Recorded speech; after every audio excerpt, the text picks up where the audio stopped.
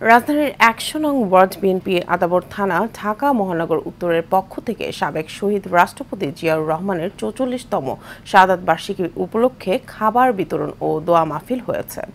এ সময় প্রধান অতিথি হিসেবে উপস্থিত ছিলেন বিএনপি চেয়ারপারসনের উপদেষ্টা বীর মুক্তিযোদ্ধা অ্যাডভোকেট আব্দুস সালাম, ঢাকা মহানগর উত্তর বিএনপির যুগ্ম আহ্বায়ক হাজী মোহাম্মদ ইউনুস, সদস্য সচিব মোস্তফা জামান সহ আরও অনেকে ছিলেন।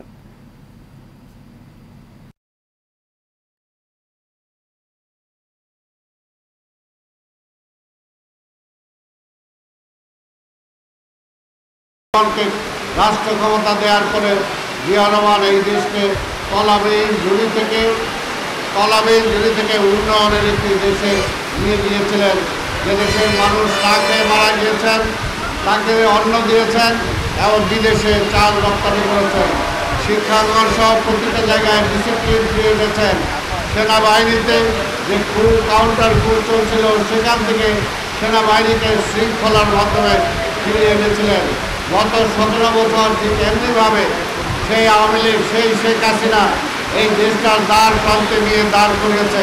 কাজে আজকে শহীদ রাষ্ট্রপতি জিয়া রহমানের এই শাহাদাত বার্ষিকীতে আমাদেরকে শপথ দিতে হবে এই ভেঙে পড়া দেশটাকে আবার জাগরণ করতে হবে, তাকে দাঁড় করাতে হবে এবং সেটার জন্য বিএনপি ছাড়া বেগম খালেদা জিয়া, তারেক রহমান ছাড়া কোনো বিকল্প নাই।